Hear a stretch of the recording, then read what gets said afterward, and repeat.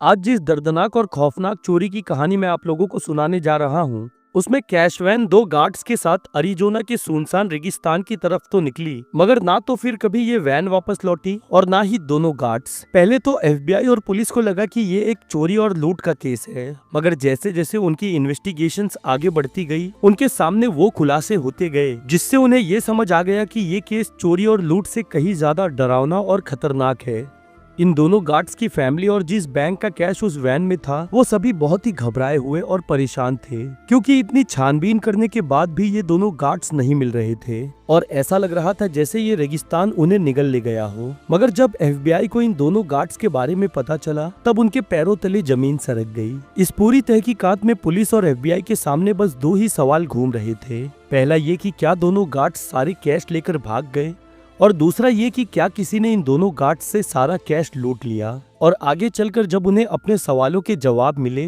तब वो हक्का बक्का रह गए। तो आखिर क्या हुआ था उन गार्ड्स और कैश से भरी वैन के साथ? क्या सच में इन्हीं गार्ड्स ने वैन को लूटा था, या कोई और था इन सब के पीछे? और पुलिस के सामने वो कौन से चौंकाने वाले खुलासे हुए, ये अपने आप में बहुत ही हैरतअंगेज और रोमांचक है। कहानी शुरू होती है अरिजोना के शहर फिनिक्स से, जब 24 मई 1977 की सुबह दो सिक्योरिटी गार्ड रोज की तरह अपने काम की तैयारी कर रहे थे। इन दोनों गार्ड्स में से एक का नाम था सिसिल न्यूकर्क और दूसरे का नाम था रसल डेम्सी, जो पिछले 20 सालों से एक बैंक में कैश से भरी वैन को एक बैंक से दूसरे बैंक ले जाने का काम करते थे। और इस दिन भी इन दोनों गार्ड्स को लगभग 3,30,000 के कैश और कॉइन्स नॉर्थन अरिजोना के अलग अलग बैंक्स में पहुंचाने थे। वो दोनों अभी वैन को लेकर निकले ही थे कि तभी उस वैन के पिछले वाले डोर का लॉक खराब हो जाता है और वो बार बार खुले जा रहा था, जिसकी वजह से वो इस वैन को लेकर एक मेंटेनेंस वर्कशॉप पहुंच जाते हैं। इस वर्कशॉप में लॉक सही कराते कराते उन्हें अपने शेड्यूल के हिसाब से लगभग 1 घंटे की देरी हो जाती है, और इतना आगे पीछे उन्हें अक्सर हो ही जाता था, जिसकी वजह से बैंक से किसी और को कुछ अटपटा नहीं लगा। बहरहाल 1 घंटे बाद वो इस वैन को लेकर अपने रूट पर आ चुके थे और ये फिनिक्स से फ्लैगस्टाफ के बीच लगभग 250 किलोमीटर का सफर होने वाला था। लगभग सुबह 10:30 बजे के करीब इस सिक्योरिटी कंपनी के डिस्पैचर के पास एक बैंक से कॉल आता है और वो उससे कहता है कि कैश वैन अभी तक उनके पास नहीं पहुंची और वो कैश का इंतजार कर रहे हैं। जिसके जवाब में डिस्पैचर उन्हें बताता है कि वैन का लॉक खराब होने की वजह से देरी हो गई और वो जल्दी उनके पास पहुंचने वाले हैं और घबराने वाली कोई बात नहीं है। इस कॉल के बाद बैंक का मैनेजर बेफिक्र हो जाता है। मगर जब 3 घंटे और गुजरने के बाद ये वैन नहीं पहुंची, तब वो बार बार गार्ड्स के रेडियो वॉकी टॉकी पर कॉल करना शुरू करता है, मगर उससे वहां से भी कोई जवाब नहीं मिलता। क्योंकि इस वैन में कई बैंक्स का पैसा था, इसीलिए अब हर बैंक इस वैन की वॉकी टॉकी रेडियो पर लगातार कांटेक्ट करने की कोशिश करने लगते हैं, मगर किसी की भी इन गार्ड से कोई बात नहीं हो पाती। हर कोई इस बात से परेशान था कि आखिर इस वैन और गार्ड्स के साथ क्या हुआ, और इस तरह 4 घंटे और गुजर जाते हैं, मगर ना तो वैन पहुँचती है और ना ही गार्ड्स।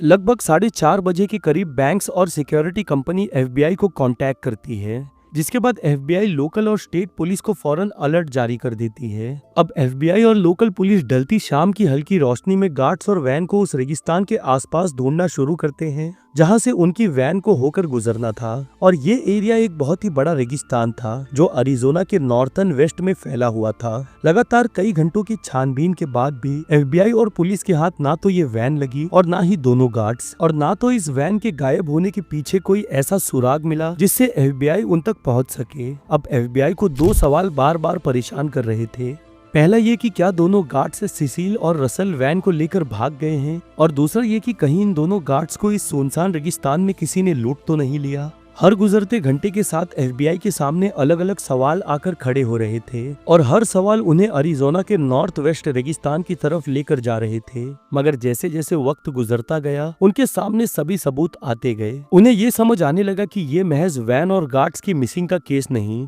बल्कि उससे भी कई ज्यादा खतरनाक एक वेल प्लान्ड चोरी का केस है। बहरहाल अब अंधेरा हो चुका था और क्योंकि वैन और गार्ड्स उनके हाथ नहीं लगे थे, इसीलिए एफबीआई इसे एक लूट का केस मानकर अपनी इन्वेस्टिगेशन शुरू करती है। अपनी तहकीकात की शुरुआत करते ही एफबीआई सबसे पहले सिक्योरिटी कंपनी के उन दोनों गार्ड्स के बारे में पूछताछ शुरू करती है। पूछताछ में उन्हें पता चलता है कि दोनों गार्ड सिसिल और रसल इस सिक्योरिटी कंपनी में पिछले 20 सालों से काम कर रहे हैं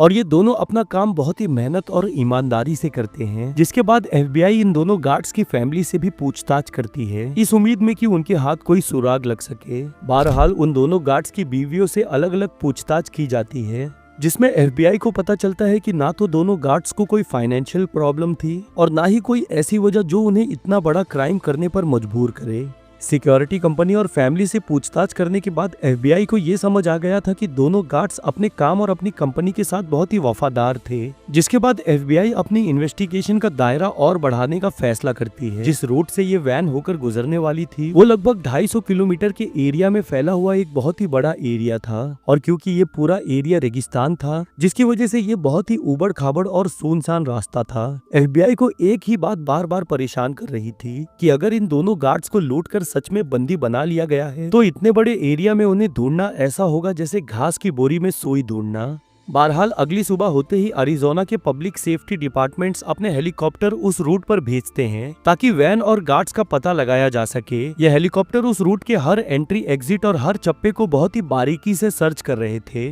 ताकि उन्हें वैन का कोई सुराग मिल सके। और कुछ ही देर के बाद हाईवे पर लगभग 75 किलोमीटर दूर एक छोटे से कस्बे के पास उन्हें वैन खड़ी दिखाई दी जाती है। ये वैन हाईवे से लगभग 1 किलोमीटर दूर अंदर की तरफ सुनसान रोड पर खड़ी थी, और जब पुलिस ऑफिसर इस वैन के पास पहुंचते हैं तब उनकी आंखें फटी की फटी रह जाती हैं। पुलिस ऑफिसर्स फौरन वैन मिलने की खबर FBI को देते हैं, जिसके बाद FBI भी मौके पर पहुंच जाती है। और जैसे ही FBI ऑफिसर्स वैन के पास पहुंचते हैं वो देखते हैं वैन का दरवाजा बाहर से लॉक है और दोनों गार्ड्स उसमें से गायब हैं। इस वैन के आसपास कुछ फुटप्रिंट्स के निशान भी थे, जिससे ये समझ आ रहा था कि कुछ वक्त पहले यहाँ कुछ हुआ है, मगर कोई झड़प या धक्का मुक्की के आसार नजर नहीं आ रहे थे। बहरहाल पुलिस किसी तरह इस वैन के लॉक को तोड़ने में कामयाब हो जाती है और फिर जो उनके सामने आता है वो देखकर उनके होश उड़ जाते हैं। वैन के अंदर देखते ही उन्हें जगह जगह और वैन के फ्लोर पर खून के धब्बे दिखाई देते हैं, और साथ ही साथ वैन के पीछे के हिस्से में पैसों से भरे बैग्स भी रखे थे, जिससे साफ समझ आ रहा था कि कोई बहुत ही बुरी तरह जख्मी हुआ है।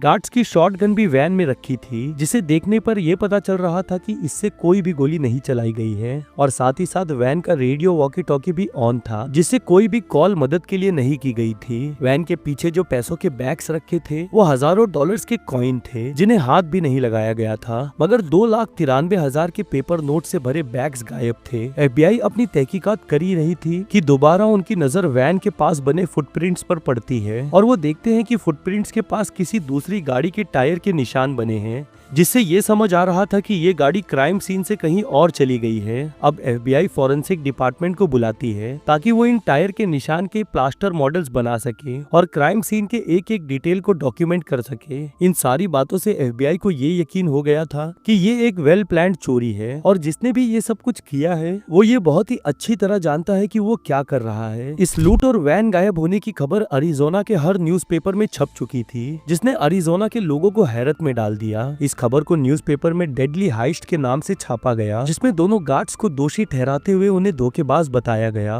और साथ ही साथ अब हर टीवी चैनल पर इस लूट से जुड़े सबूत और सुराग दिखाए जाने लगे,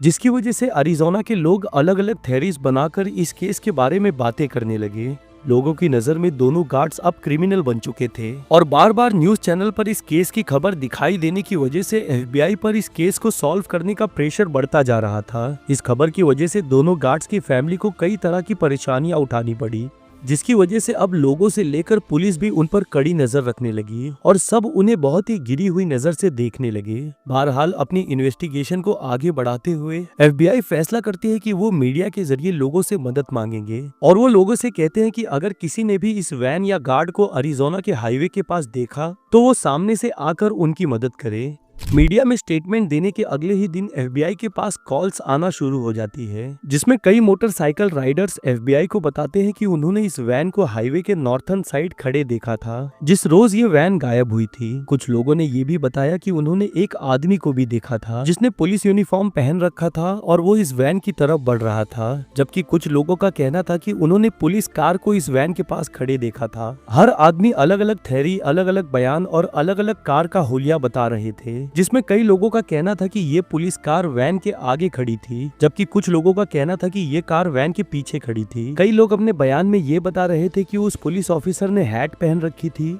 वहीं कुछ लोगों का ये कहना था कि उसने कोई हैट नहीं पहन रखी थी, जिसने FBI को पूरी तरह कंफ्यूज कर दिया। बहरहाल FBI पुलिस डिपार्टमेंट के हेड से कांटेक्ट करके उनसे ये जानने की कोशिश करती है कि उनके किसी ऑफिसर ने कैश वैन को हाईवे पर रोका था, जिसमें उन्हें ये पता चलता है कि पुलिस डिपार्टमेंट के किसी भी ऑफिसर ने वैन को उस दिन नहीं रोका था। इससे ये तो साफ हो गया था कि जो शख्स वैन के पास यूनिफॉर्म में देखा गया था वो कोई पुलिस ऑफिसर नहीं था, बल्कि वो पुलिस के भेस में एक बहरूपिया था और उसने इस वैन के गार्ड्स को ये बताया होगा कि वो पुलिस ऑफिसर है। मगर ये अब तक एक थ्योरी थी जिससे अभी तक कुछ साबित नहीं हुआ था। अब FBI पुलिस डिपार्टमेंट एक special officer deputy Dale Land के साथ मिलकर वैन को आसपास के एरिया में बहुत ही बारीकी से ढूंढना शुरू करती है। क्योंकि डेप्यूटी डेल लैंड एक ट्रेन ट्रैकर एजेंट थे, इसीलिए वो इस एरिया को बहुत ही बारीकी से छानबीन शुरू करते हैं और उन्हें जो मिलता है वो बहुत ही अजीब और चौंकाने वाला था। इस छानबीन में उन्हें कई फुटप्रिंट्स मिलते हैं जो वैन की तरफ से आ रहे थे और वैन की तरफ जा रहे थे, और साथ ही साथ पास में उन्हें टायर के निशान भी मिलते हैं जो वैन के पीछे बने थे। और ये फुटप्रिंट्स और टायर के निशान एक कहानी बता रहे थे। इस फुटप्रिंट से डेल लैंड को लगने लगता है कि हो ना हो इस लूट में 2 या उससे ज्यादा लोग शामिल हैं, और साथ ही साथ वो एक थ्योरी भी बनाना शुरू करते हैं कि इन लोगों ने सामने से आकर कैश वैन रोकी होगी, उसमें से कैश निकालकर अपनी गाड़ी में रखा और वहां से फरार हो गए। डेप्यूटी डेल लैंड के मुताबिक ये गाड़ी बहुत पहले से ही कैश वैन का पीछा कर रही होगी और गाड़ी के टायर के निशान को देखकर लग रहा था जैसे इसमें कुछ बहुत ही भारी सामान रखा गया हो। मगर एक बात बार बार उन्हें परेशान कर रही थी कि आखिर दोनों गार्ड्स गायब कहाँ हो गए। FBI लोकल पुलिस से मिलकर अरिजोना के पूरे रेगिस्तान को छान मारती है ताकि उन्हें सिसिल और रसल के बारे में कोई भी सुराग मिल सके, मगर उनके हाथ कुछ भी नहीं लगा क्योंकि FBI को कैश वैन के पास सिर्फ खून के धब्बे ही मिले थे और ऐसा कोई भी खास सुराग उनके हाथ नहीं लगा था, जिससे ये साफ समझ आ रहा था कि जिन्होंने भी इस लूट को अंजाम दिया है वो बहुत ही चौकन्ना थे और इसीलिए उन्होंने अपने पीछे कोई भी सबूत नहीं छोड़ा। उधर लोगों के अलग अलग बयान की वजह से भी इन्वेस्टिगेशन बहुत धीमी पड़ गई और FBI एक डेड एंड के सामने आकर खड़ी हो गई और उन्हें लगने लगा कि अब सिसिल और रसल जिंदा कभी भी उनके हाथ नहीं लग पाएंगे।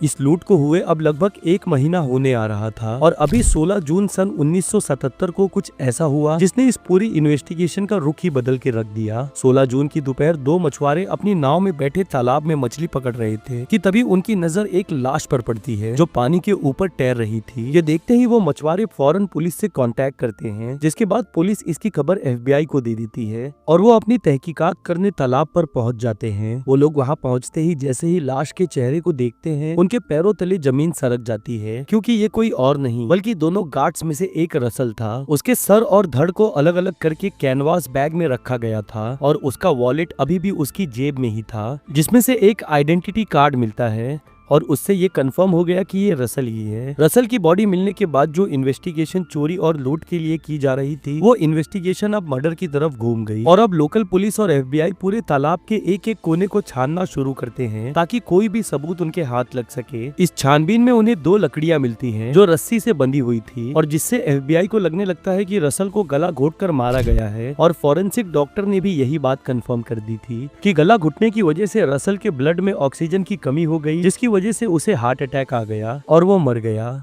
FBI लगातार गोताखोरों की मदद से पूरे तालाब के चप्पे चप्पे को छान रही थी और महज कुछ ही दिनों के बाद दूसरी कामयाबी भी उनके हाथ लग जाती है। रसल की बॉडी मिलने के कुछ ही दिनों के बाद उन्हें सिसिल यानी कि दूसरे गार्ड की बॉडी भी मिल जाती है। सिसिल की बॉडी को देखने पर लग रहा था कि उसे बहुत ही बुरी तरह पीटा गया है और उसके चेस्ट पर जगह जगह जलने की वजह से होल हो गए थे, जिससे साफ समझ आ रहा था कि मारने से पहले उसे हाई वोल्टेज टेजर गन से टॉर्चर किया गया है। सिसिल की बॉडी के अलावा उन्हें कुछ और भी ऐसी चीजें मिली जो इस केस की तरफ इशारा कर रही थी, जिसमें उन्हें यहाँ भी वही कैनवास बैग मिलता है जो रसल की बॉडी के साथ मिला था। इस कैनवास बैग को पत्थर से बांधकर तालाब के नीचे फेंक दिया गया था और जब इसे निकाल कर खोला गया तब इसके अंदर 2 रिवॉल्वर और एक जंग लगी हुई अरिजोना की लाइसेंस नंबर प्लेट मिलती है जो अरिजोना पुलिस की लाइसेंस नंबर प्लेट से काफी मिलती जुलती थी। छानबीन में मिली टेजर मार्क्स, कैनवास बैग और लाइसेंस नंबर प्लेट से ये साफ हो गया था कि ये एक वेल प्लान चोरी और मर्डर है जिससे बहुत ही बेरहमी से अंजाम दिया गया है। FBI को अब ये समझ आ चुका था कि जिसने भी इस लूट को अंजाम दिया है वो साफ तौर पर यही चाहता है कि पैसे लूटने के बाद दोनों गार्ड्स को मौत की नींद सुला दिया जाए और ये एक खतरनाक लूट साबित हुई जिसमें 2 लोगों की जान जा चुकी थी। जैसे जैसे ये तहकीकात आगे बढ़ती जा रही थी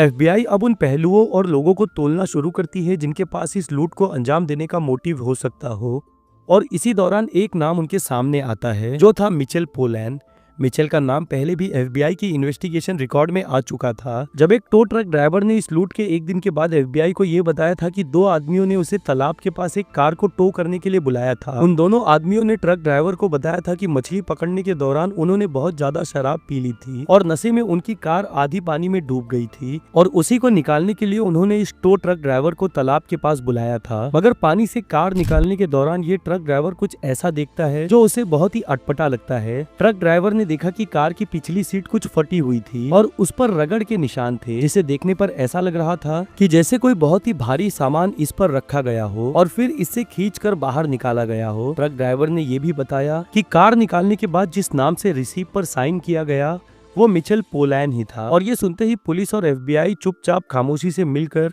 मिचेल पोलैंड की तहकीकात में लग जाती है ताकि उन्हें उसके खिलाफ कुछ सबूत मिल सके। इस तहकीकात में पहला सबूत जो पुलिस के हाथ लगा वो ये था कि जिस दिन ये लूट हुई उस दिन माइक ने एक बोट रेंट पर ली थी और वो ये बोट लेकर उसी तालाब में गया था जिसमें दोनों गार्ड्स की बॉडीज मिली थी। ये पता चलते ही एफबीआई को लगने लगा कि हो ना हो माइक पोलैंड का इस लूट और मर्डर से कोई ना कोई कनेक्शन जरूर है और वो फौरन मिचेल पोलैंड और उसके छोटे भाई पैट्रिक पोलैंड पर नजर रखने के ऑर्डर्स देते हैं। पैट्रिक पोलैंड पर भी नजर रखने के ऑर्डर्स इसीलिए दिए गए क्योंकि एफबीआई का शुरू से ही ये मानना था कि इस लूट में दो या उससे ज्यादा लोगों का हाथ है और उनकी थ्योरीज आगे चलकर सही भी साबित हुई। बहरहाल दोनों भाइयों पर नजर रखने के दौरान पुलिस देखती है कि वो दोनों अचानक बहुत ही अमीर हो गए हैं, क्योंकि जहां मिचेल अपने लिए एक मोटरसाइकिल खरीदता है वहीं पैट्रिक अपने लिए एक नई कार खरीद लेता है। जिस तरह उनकी कमाई और उनका रहन सहन था उस हिसाब से वो बहुत ज्यादा खर्चा कर रहे थे, जिसकी वजह से एफबीआई का शक उन पर बढ़ने लगा। ये देख पुलिस अब उनके हर ट्रांजैक्शन और हर खरीदारी को डॉक्यूमेंट करना शुरू करती है, जिससे एक पैटर्न उभर कर उनके सामने आना शुरू होता है और जिससे उन्हें ये समझ आने लगता है कि ये सभी महंगी खरीदारियां उन्होंने लूट के बाद ही करना शुरू की है। दोनों पोलैंड भाई अपने शांत स्वभाव और लो प्रोफाइल रखने के लिए जाने जाते थे,